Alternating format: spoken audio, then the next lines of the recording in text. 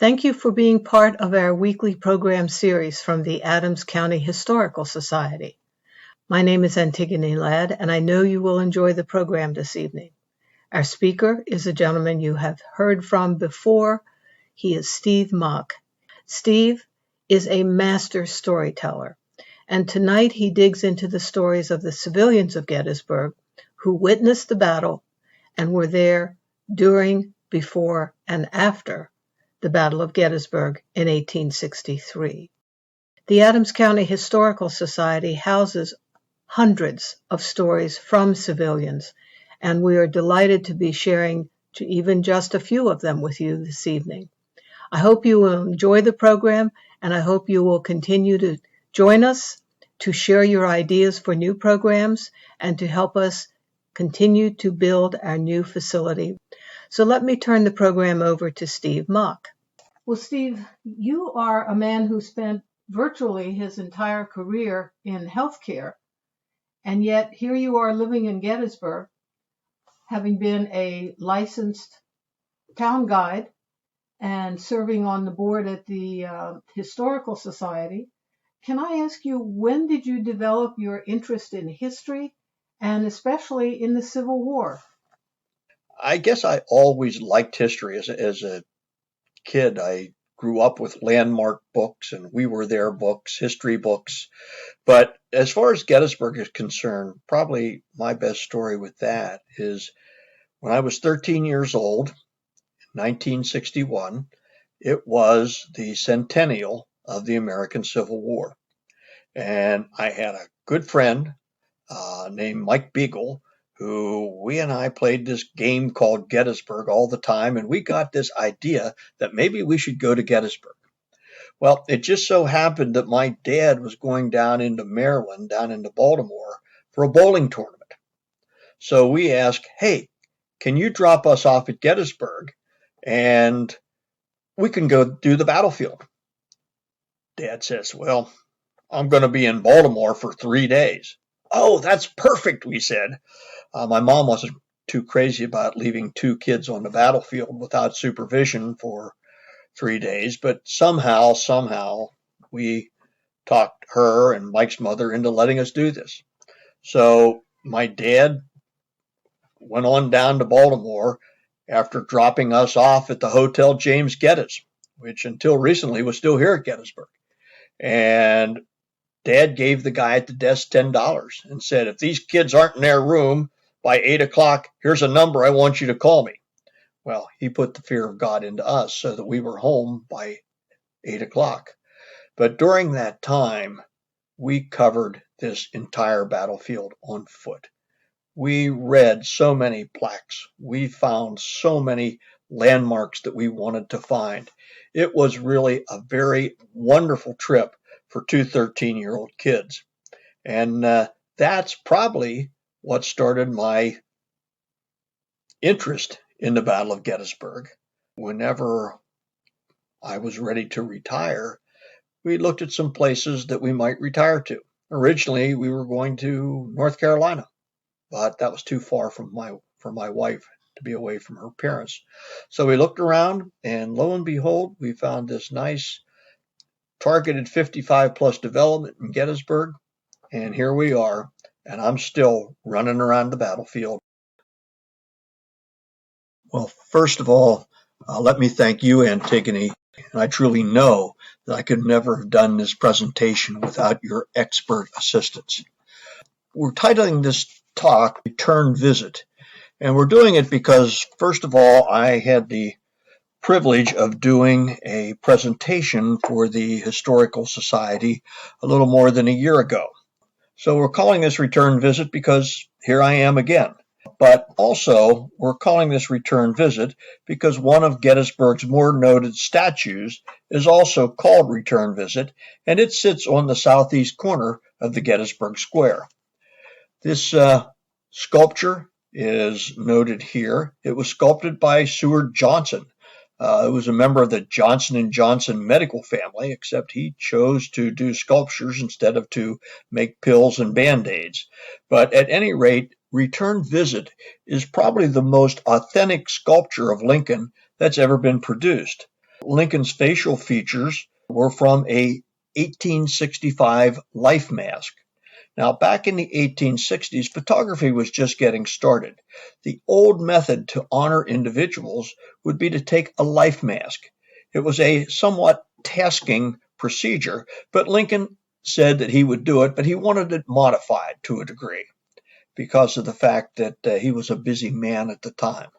So what they did for Lincoln's life mask was to cover his face with plaster of Paris. Plaster of Paris set, it was removed.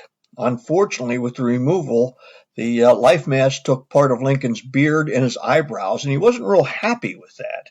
But even so, they did have the life mask, and that's what Seward Johnson used to present the Lincoln profile.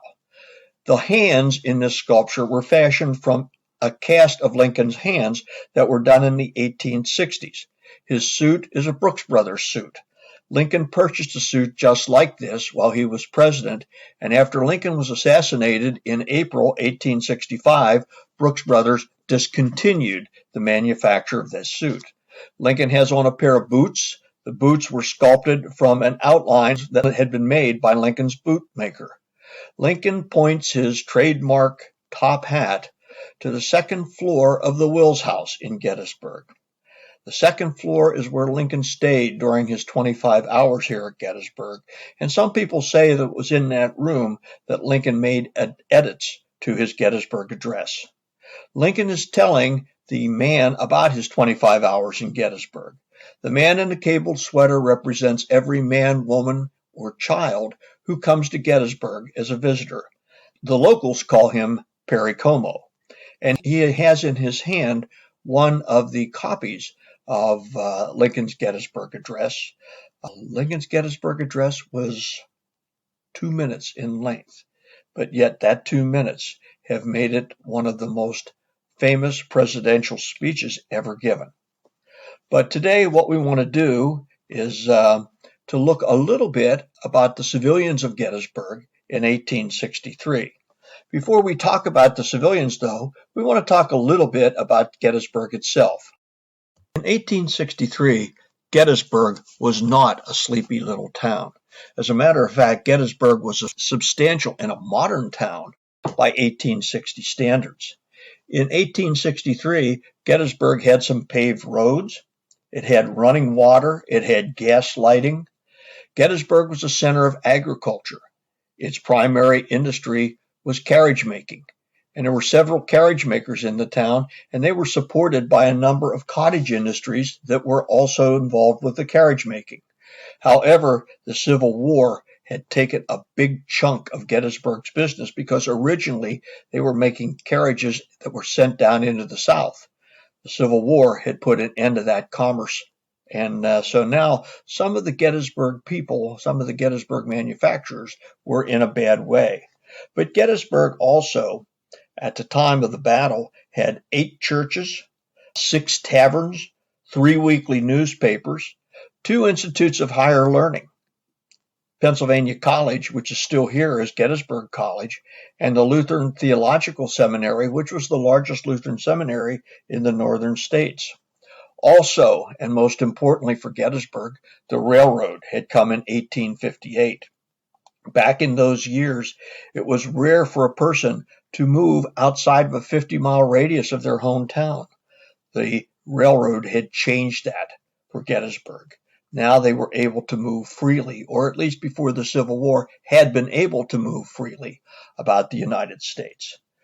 Gettysburg had a telegraph to quickly receive and send information, but it also had 10 roads. 10 roads came together in Gettysburg, a road hub. Before the battle, these roads were avenues of commerce. In July 1863, these roads became roads of battle. June 26, 1863 is an interesting day for Gettysburg. General Lee, in charge of the Confederate or rebel army of about 75,000 men, had crossed into Pennsylvania in mid-June 1863. Now, Robert E. Lee in 1863, his army had been on a roll. They had been winning victory after victory over the Union or Northern forces. General Lee in the past 16 months had fought 6 battles. His record at that time after those battles was 5-0-1, 5 victories, no defeats, and 1 tie at Antietam. General Lee came into Pennsylvania. He thought that if he could win one more victory, particularly a victory in a northern state, that the peace party that was already prominent within the northern states might enable the Southerners to sue for peace and be accepted by President Abraham Lincoln. So General Lee came into Pennsylvania in front of a very, very confident army. In the days before, people could look out to the west of Gettysburg and they could see campfires, Confederate campfires, looming in the distance. On June 26, 1863, the Confederates came into Gettysburg, and they did not come in quietly. They came in loud, shouting and shooting. One of Gettysburg's women said, "When the rebels arrived, we were woefully unprepared." One of Gettysburg youngsters wrote, "I thought it was like watching a Wild West show. I was very, very excited." But Gettysburg, in the days before June 26th, were going to meet the Confederates, and so they raised a home guard, if you will, a militia who was going to stop those Confederates. They had both infantry, foot soldiers, or cavalry. And at that point in time, when the Confederates came, they ran through these home guard units like a knife through butter. Unfortunately, the home guard cavalry was told, basically, it's every man for yourself. Get out of town. And one of the people who did and was a member of that cavalry was a man by the name of George Sandoe. Here's a picture of he and his wife Diana. They had only been married for less than a year, and they had a very comfortable life together. Diana was with child. No one really knows whatever possessed George Sandoe to join the cavalry, but he may have felt that it was his duty to protect his home. George, like many of the cavalry, listened to their commander, and he skedaddled. He tried to make it home as fast as he could. Unfortunately, on his way home, he and one of his friends named William Lightner ran into a group of Confederates. George Sandoe pulled out his revolver and fired 3 times. The men took off on their horses. William Lightner's horse jumped a fence, and Lightner made it to safety. Unfortunately, George Sandoe's horse did not make that jump. He fell from the horse, and as he again attempted to get on board, he was shot in the head by Confederates and killed. He became the first Union casualty here at the Battle of Gettysburg. The location where George Sandoe was killed is now the site of the 21st Pennsylvania Cavalry on the Baltimore Pike in Gettysburg. George Sandoe himself is buried in the Mountjoy Lutheran Cemetery outside of Gettysburg. This monument is to the first Union soldier to fall in the Battle of Gettysburg. This is a picture of the Efram Wister, or some people will say Wisler home. It is located on the Chambersburg Pike, the Cashtown Pike, at that particular time. Efram Wister was a blacksmith in Gettysburg who lived just outside of town to the west. Whenever the Confederate campfires were burning out on the mountains, the people of Gettysburg were afraid. But on June 30th, 1863, Union cavalry arrived. About 2,800 horsemen rode through the streets of Gettysburg, and they were celebrated at that time. People brought out food for both men and horses. Women sang patriotic songs. Children were absolutely cheerful. One even said, "When I saw those horsemen, I knew they could lick the whole rebel army." But the Union commander of that cavalry, a man by the name of John Buford, knew that he could not stop a whole Confederate army. But as he looked around the town of Gettysburg, he saw that this town did have some potential as a defensive position. He could see the high ground out to the east of town. He could see the road network in Gettysburg, and General Buford decided this was a place that would be a good place to fight. But first he knew that he had to delay the Confederates as long as he could. So he sent outposts of men, sometimes 2 or 3 miles outside of town. They were the first alert system for the Confederates and how they might be coming into the town of Gettysburg. Early in the morning of July 1st, 1863, a group of soldiers just outside of the Wister house. If you look to the left, you can see a little tiny monument that is the first shot marker for the Battle of Gettysburg. And the story was an Illinois cavalryman by the name of Marcellus Jones. He was a lieutenant, asked his sergeant if he could borrow his rifle, his carbine. He laid that rifle on a fence rail, saying, "Let me have the honor to open this ball," and fired the first shot of the Battle of Gettysburg. Well, it didn't hit anyone, but it gave Confederates the idea that maybe someone was ahead of them. They kept on going, and they continued to get Union fire from the home of Mr. Wister. Eventually, the Confederates brought up a cannon, put it in the middle of the road, and about that time, Efram Wister came out of his house. The first shot from that cannon was high, knocking down limbs and leaves from trees above. The second shot was much closer. It landed very near Efram Wister. Efram Wister ran into his house and was never heard from alive again. Now, many people have heard the story of Jenny Wade, and we're going to hear more about Jenny Wade later. But Jenny Wade is purportedly the first civilian, the only civilian, to be killed here at Gettysburg. I would put out that maybe Efram Wister was also a civilian killed here at the Battle of Gettysburg. We don't know for sure, but there is credence to the possibility that there were 2 civilians killed here at the Battle of Gettysburg. Another man who was looking out to the west and seeing campfires burning was a man by the name of Emanuel Pitzer. Now, Emanuel Pitzer was one of the most prominent citizens here in Gettysburg. He had a large farm. Emanuel Pitzer, though, had a problem as he looked out and saw the Confederates were coming close. Emanuel Pitzer had a lot of money, but Emanuel Pitzer did not believe in banks. In his house, he had thousands and thousands of dollars in gold and greenbacks. Emanuel Pitzer knew he needed to leave Gettysburg, but he also thought if he took his money with him, that someone would surely rob him and he would be poor. So he had to come up with Plan B. Plan B was he had to hide the money. His first thought may have been, well, I'll just dig a hole, but the soil of Gettysburg is very, very rocky, and he didn't have much time. So he came up with Plan B. Out behind his house, he had a bake oven.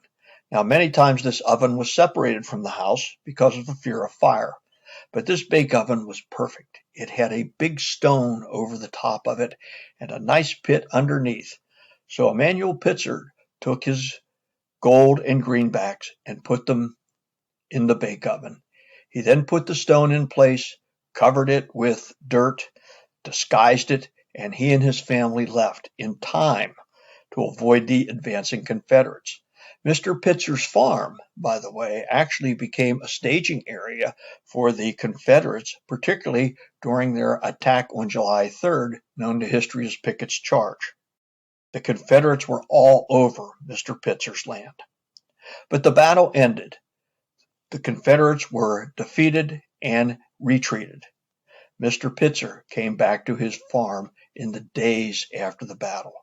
You can imagine that Mr. Pitzer's first thought was, well, I got to go claim my money. So he went out to the bake oven, and he must have been shocked to find out that the stone had been removed. When he looked into the bake oven, he was shocked to find that he was no longer one of Gettysburg's richest citizens. His fortune was gone. Mr.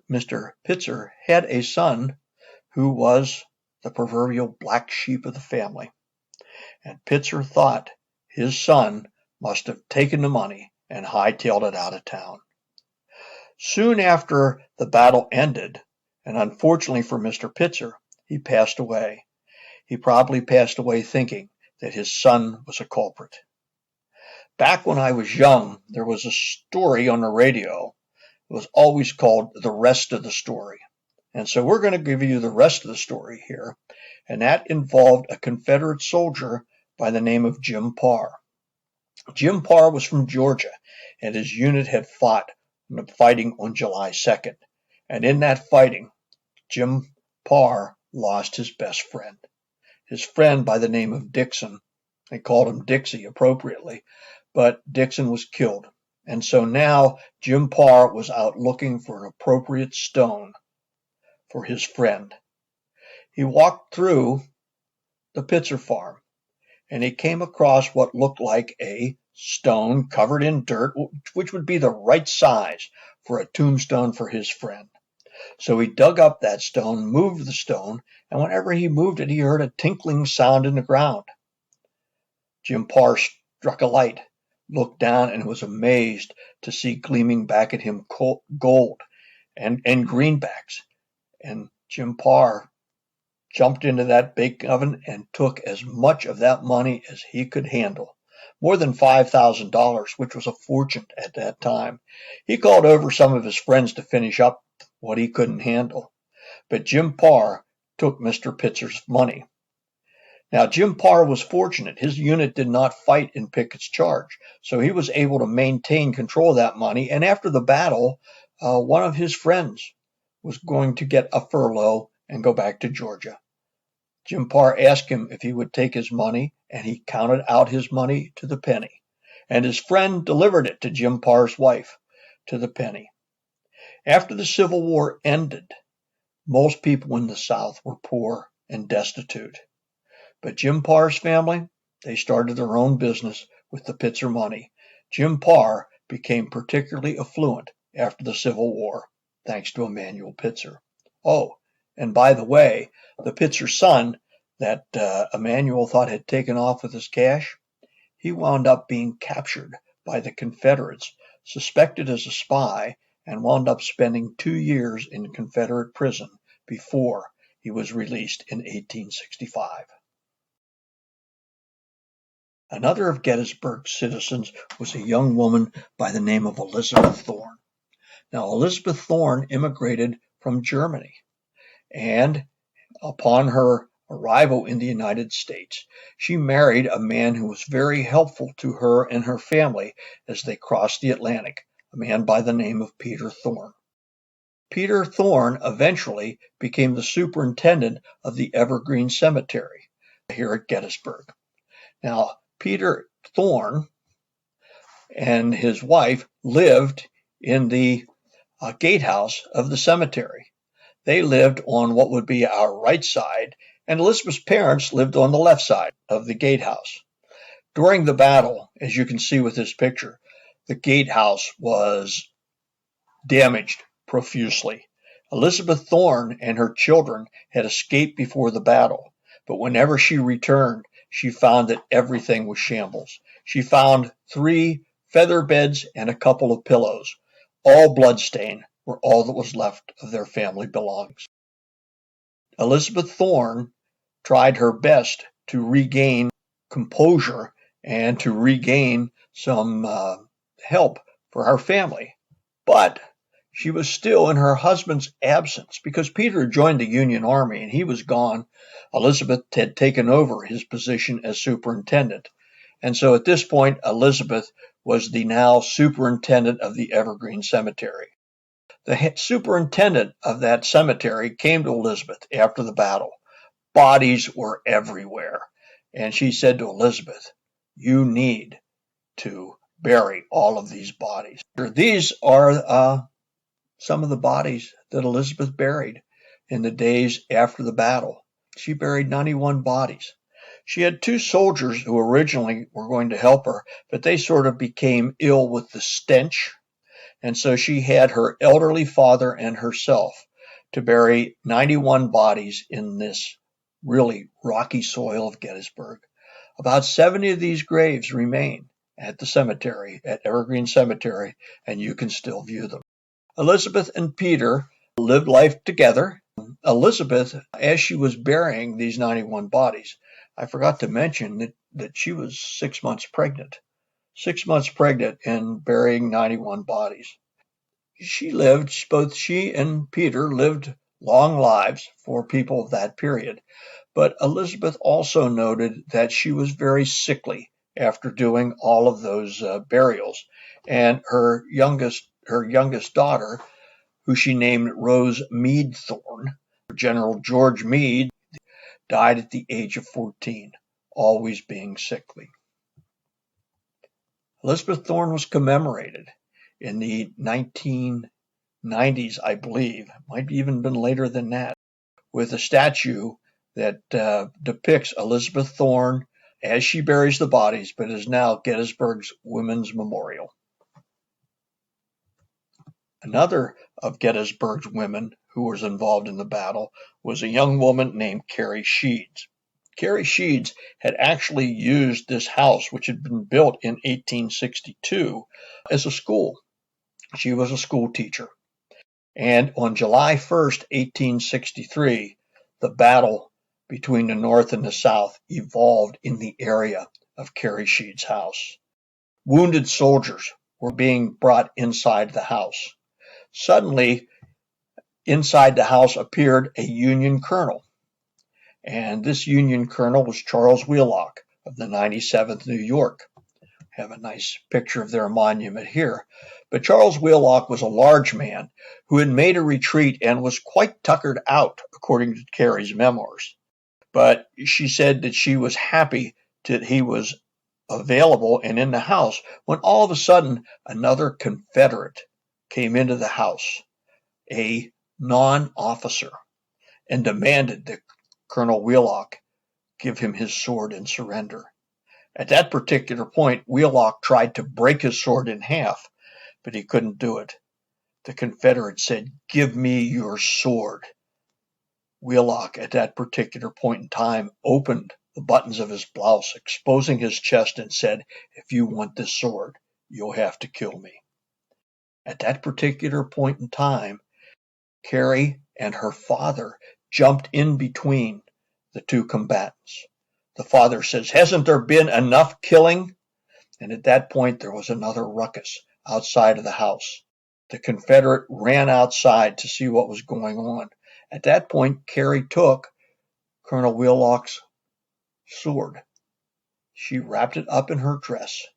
And now when the Confederate came back and said, "I want your sword," Wheelock said, "I surrendered it to another officer." Wheelock was captured.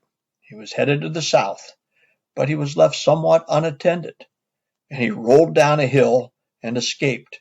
And several days after the battle, Charles Wheelock came back to claim his sword and was gladly given to him by Carrie Sheads. Carrie Sheads is buried in the Evergreen Cemetery. You can see that she did not live a particularly long life. And the story was that she and her sister both had helped care for the wounded, as did most women after the Battle of Gettysburg. They also got involved in embalming the dead, and it was said that some of the embalming fluids caused the life of these individuals to be shortened a great deal. Carrie Sheads did go to Washington. She accepted a position in Washington with the Treasury Department, but unfortunately, her life was short. And also, unfortunately, we really don't have a picture of Carrie Sheads, either in early or late days, at least any that I could find. The next story involves Mary McAllister. Mary McAllister lived on Chambersburg Street, Cashtown Road at this point. Mary McAllister was a spinster, an unmarried woman at the time. And Mary McAllister was watching on July 1st as suddenly the Union line broke, and now Confederates were pursuing Union soldiers through the town of Gettysburg. Many people don't understand, but the town of Gettysburg actually became part of the battlefield. On the afternoon of July 1st, there was street fighting, there was house-to-house fighting, there was death and carnage on the streets of Gettysburg. Directly across the street from Mary McAllister's home was the Christ Lutheran Church. This is the church today, and it looks very similar today as to what it did back in the 1860s.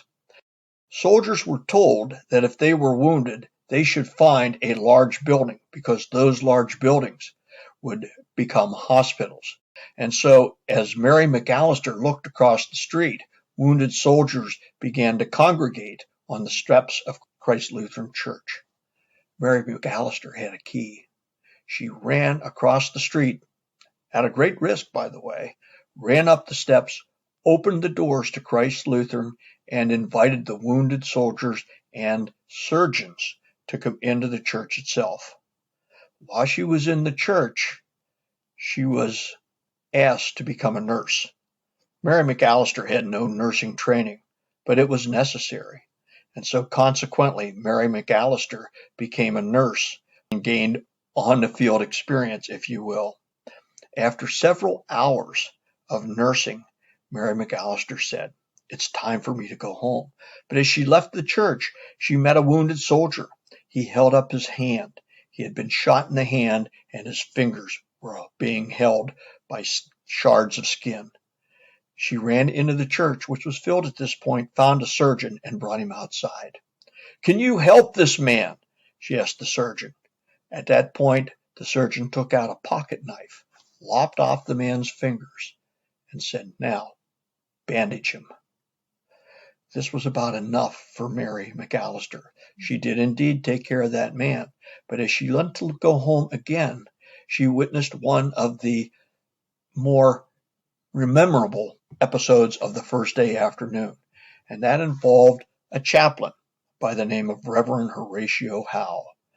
Horatio Howe was from a Pennsylvania regiment, the 90th Pennsylvania, and he was doing his good deed of helping the wounded, helping those who were about to die. He was standing at the top of the steps. He was probably dressed in black, but he probably had sidearms, maybe a pistol, maybe a sword. And at that point, Confederates were running up the street.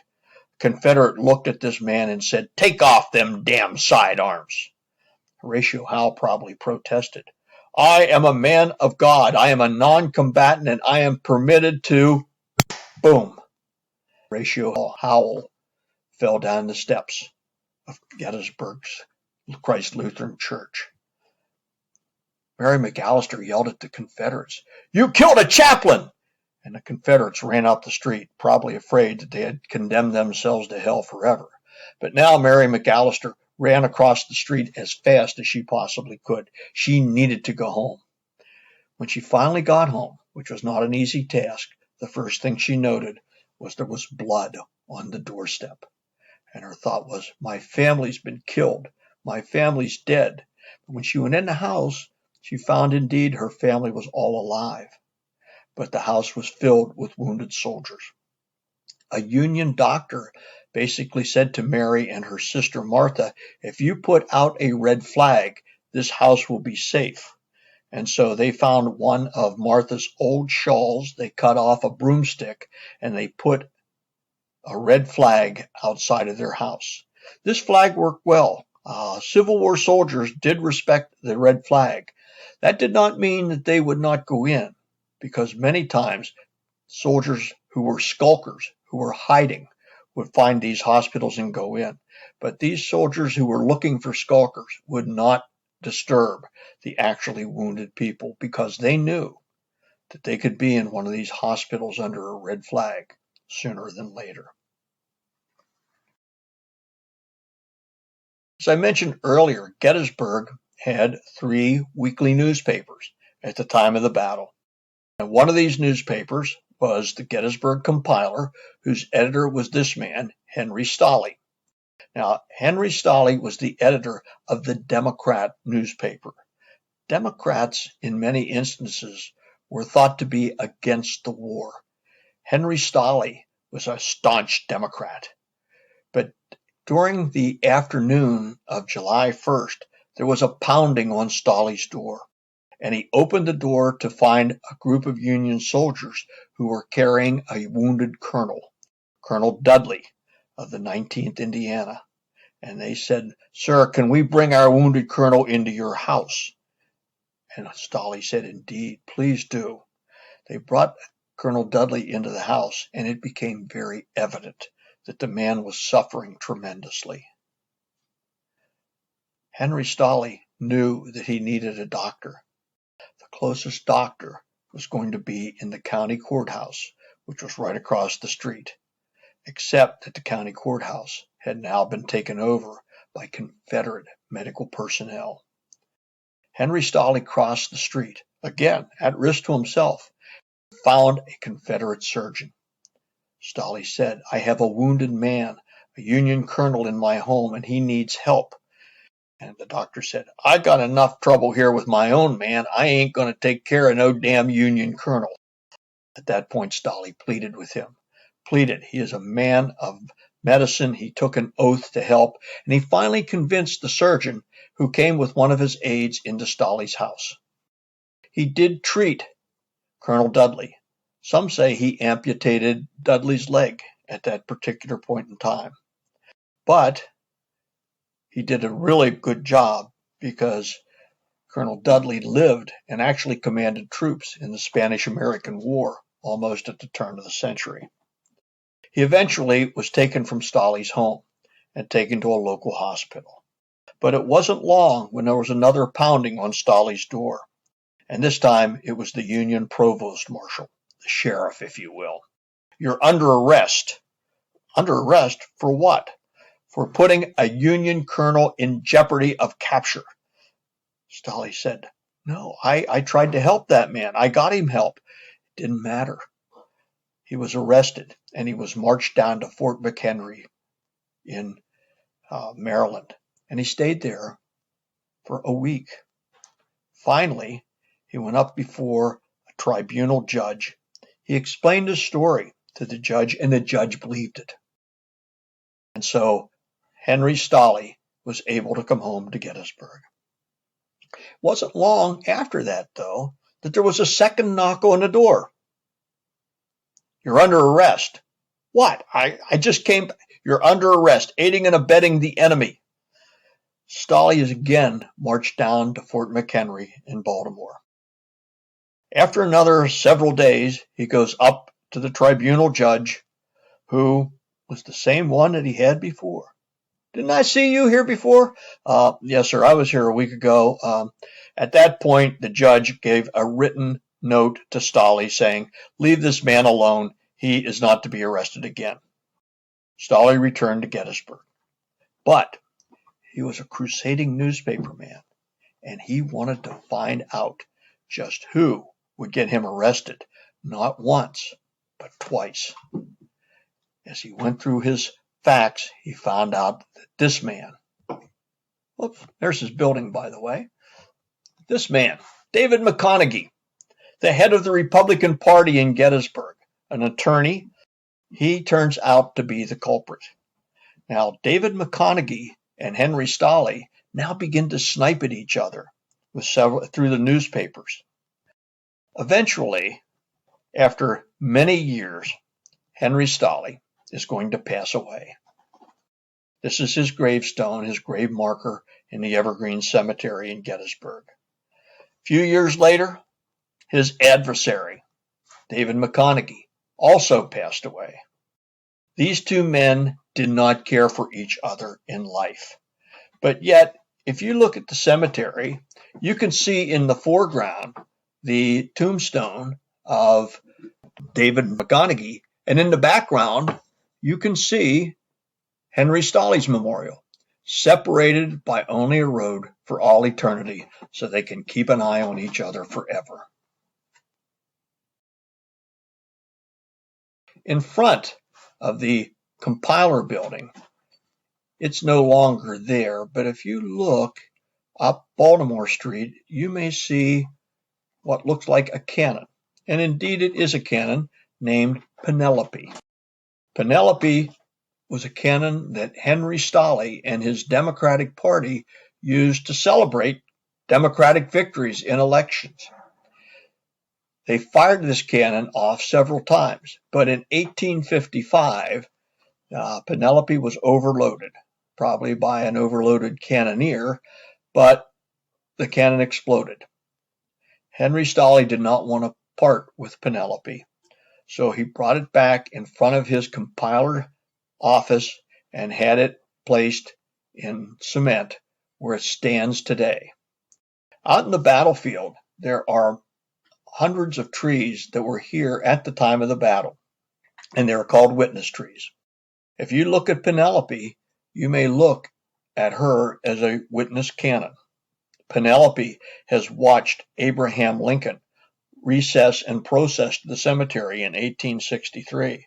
Penelope has seen many soldiers go back and forth Baltimore Street at the time of the battle, and since that time, Penelope has viewed thousands and thousands of visitors who have come to Gettysburg. The tradition or superstition is that if a person rubs the top of the Penelope cannon, they might have a little bit of good luck. So if you see Penelope, give her a little rub.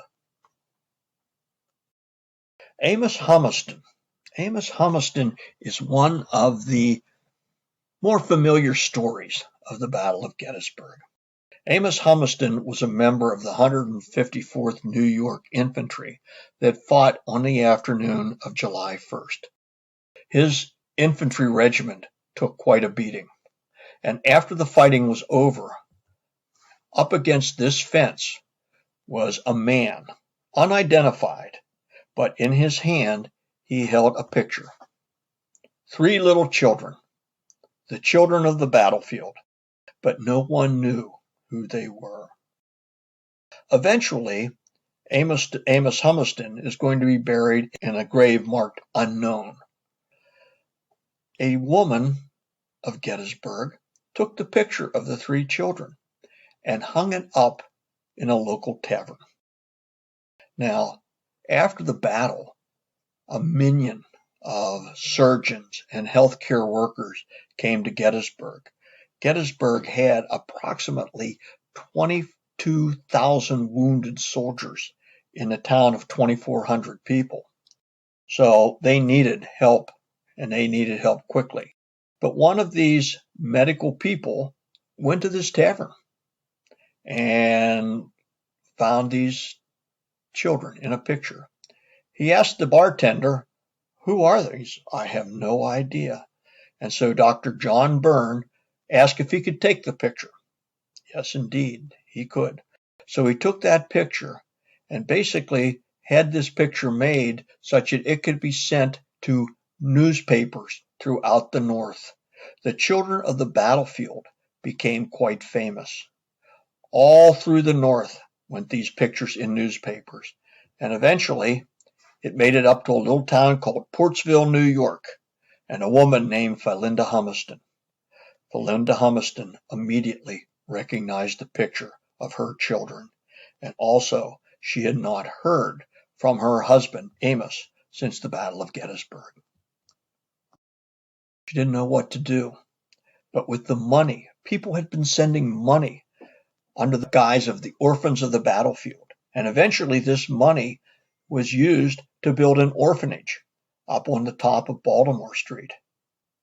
Philinda Humiston and her 3 children went to the orphanage in Gettysburg. They were literally 200 yards from the final resting place of her husband, Amos Humiston. The children of the battlefield became famous. This is the children at a little bit older age. Philinda Humiston stayed as a matron at the orphanage for several years, but eventually she did find love again and moved to Ohio. The children stayed in the orphanage until they were ready to go out on their own. We have a picture of them in older years. Left to right is Franklin, Alice, and Frederick. Franklin eventually went to medical school, became a physician, practiced in New Hampshire. Alice was somewhat of a nomad. She never married. She eventually wound up in California. Alice was sweeping her home one day when she got too close to her stove. Her dress caught fire, and she died of severe burns. Frederick became a salesperson and a broker. He became very, very affluent. The Humiston children all became somewhat notable, too notable for their success, and unfortunately for poor Alice, for her fate. Another story that everyone, almost everyone knows is the story of Jenny Wade.